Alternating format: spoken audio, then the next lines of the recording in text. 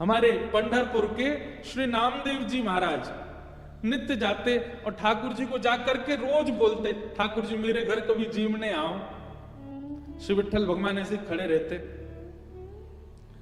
नामदेव जी रोज जाते, बोले मेरी मैया इतना बढ़िया प्रसाद बनाती है, ठाकुर जी जीवने आओ। तो नामदेव जी से कभी कभी ठाकुर जी बोलते थे, ठाकुर जी कहें पूरी दुनिया यहीं लेके आ जाती है, तू भी लिया यहीं पे, हम यहीं खड़े यहीं पालेंगे। बोले नहीं, मेरे घर आओ पाने के लिए। तो ठाकुर जी बोले मैं तेरे घर पाने जाऊंगा तो यहां पे कौन खड़ा होगा मेरी जगह, लाखों लोग दर्शन करने आते हैं। नामदेव जी बोले आप भगवान हो, सर्वसमर्थ हो, कोई व्यवस्था कर लो अपनी।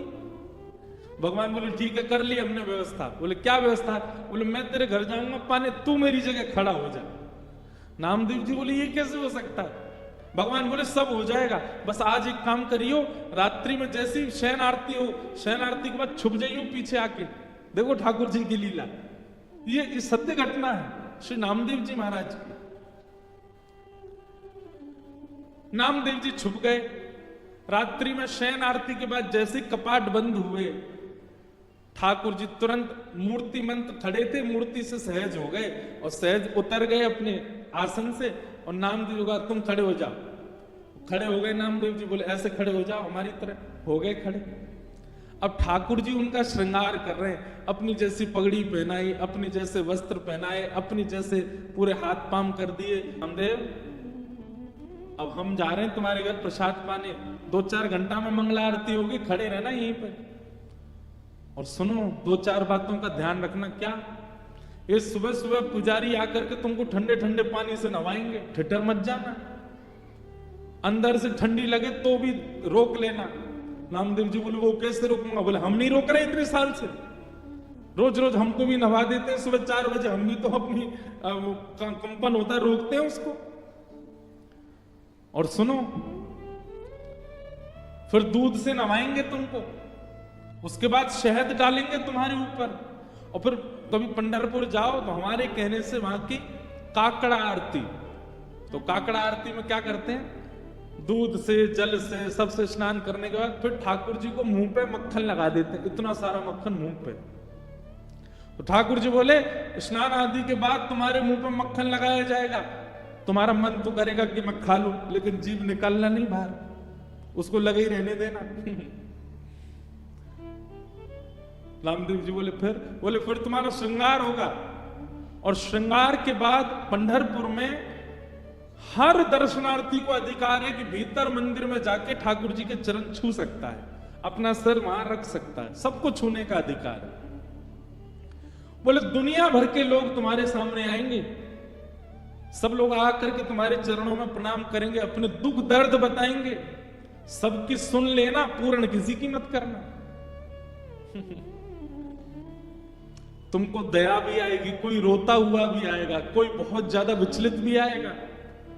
नामदेव जी बोले क्यों पूरा नहीं करूं? वो सबका विधान बना हुआ है, वो सब काम हमारे लिए छोड़ दो, किसको क्या देना क्या नहीं। तुम बस कहीं ऐसा नहीं कि खड़े होके कोई रोता हुआ आया उसका आंसू पोंछने लग जाओ, कहीं तुम जरा भी हिल गए तो पुजारी पंडा बहुत मारेंगे, सब कहेंगे कहां गए हमारे ठाकुर जी, कौन खड़ा हो गया आके। नामदेव जी बोले जो आ गया, बढ़िया निमंत्रण दिया भोजन का, मैं तो बन गया यहाँ पे। बोले हाँ रोज आ जाते हो भोजन करने, आओ अब जा रहे हैं हम भोजन करने, खड़े रहो यहीं पे। और श्री पंडरीनाथ श्री साक्षात द्वारिकाधीश अर्धरात्रि में नामदेव के घर गए, अकेले द्वार खटखटाया, मां अंदर से चिल्लाती हुई है नामा पूरे दिन मंदिर में पड़ा रहता, आधी रात में आता, सब सो रहे हैं यहां पर। जैसे ही द्वार खोल करके देखा, आहा सुंदर श्री पंडरीनाथ भगवान द्वार पर खड़े हैं, स्वर्ण का मुकुट पहना है, स्वर्ण के आभूषण पहने, कंधे पर हाथ रख करके मधुर कटाक्ष नेत्र है ठाकुर जी को, मंद मंद मुस्कुरा रहे हैं। नामदेव जी की माता जी तो विठ्ठल, हाँ मैया मैं ही आया हूं विठ्ठल। नामदेव रोज निमंत्रण लेके आता, मेरे घर प्रसाद पाने आओ, मैं आ गया।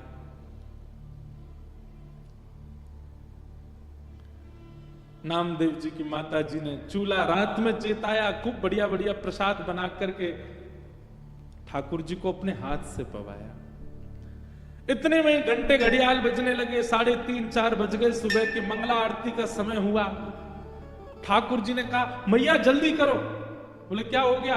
अब आपको मंगला में जाना? बोले मंगला में अब मैं तो व्यवस्था करके आया हूं वहां पे, लेकिन मुझे आज तक तो मैं दर्शन देता था काकड़ा आरती में, मंगला आरती में, आज मैं दर्शन करने जाऊंगा।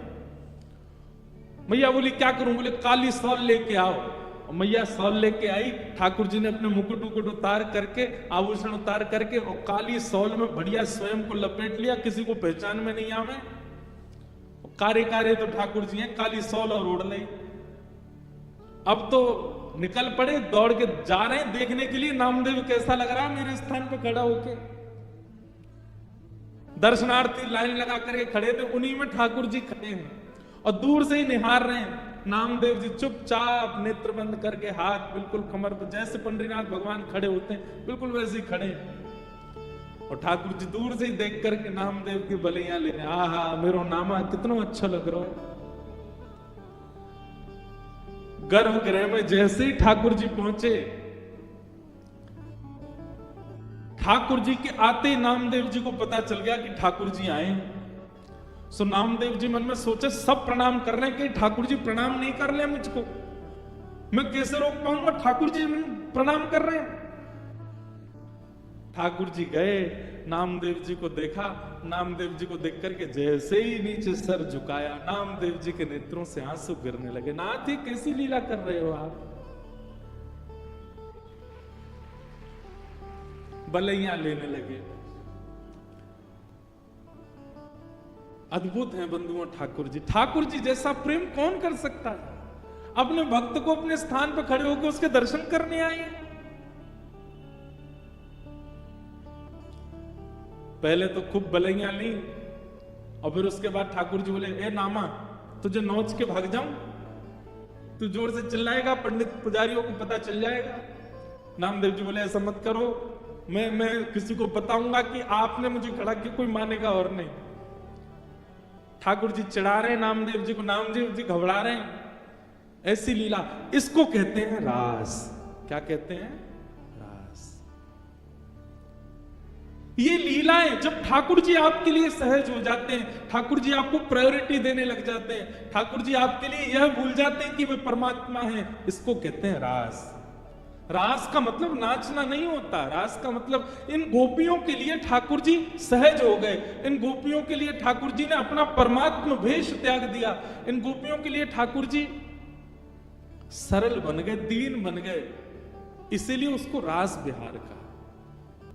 गोपियां अपने अपने घरों में, ये गोपियां सामान्य नहीं है बंधुओं, ये त्रेता युग के समस्त दंडकारण्य वन के संत हैं, जो राम जी से मिलने की प्रतीक्षा कर रहे थे।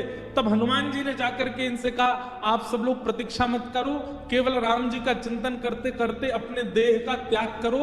आप सब संत ही द्वापर में ब्रज में गोपी बनकर के प्रकट होगे, तब राम जी कृष्ण बन के आएंगे और आप सबके साथ रास विहार करेंगे। आप सबको वो सुख प्रदान करेंगे जो एक प्रियतम प्रियतमा का होता है। आपके गले में अभी तो राम जी भगवान है, आप सब संतों केवल प्रणाम तक अधिकार होगा, लेकिन द्वापर युग तक प्रतीक्षा करोगे तो एक प्रियतम के भाव से ठाकुर जी आपके गले में गलवैया डाल के रास विहार करेंगे, वो सुख प्रदान करेंगे जो किसी को नहीं मिला। तब से दंडकारण्य के संत वही द्वापर में ब्रज की गोपी बनकर के आए, और जैसे ही कृष्ण प्रकट हुए नंदरानी के भवन में, गोपियों ने जैसे ही श्री कृष्ण को देखा, नन्हे से कन्हैया को देखते ही सब गोपियों को याद आ गया कि अरे हम तो पूर्व जन्म के संत हैं और ये साक्षात राम जी ही कृष्ण बनकर के आए हैं हमारे साथ रास विहार के लिए। अब सब गोपियां प्रतीक्षा कर रही हैं ये कब उस भाव में आएंगे कि हमारे साथ रास करें। और आज वही दिन आया। 7.5 वर्ष के श्री ठाकुर जी हो गए।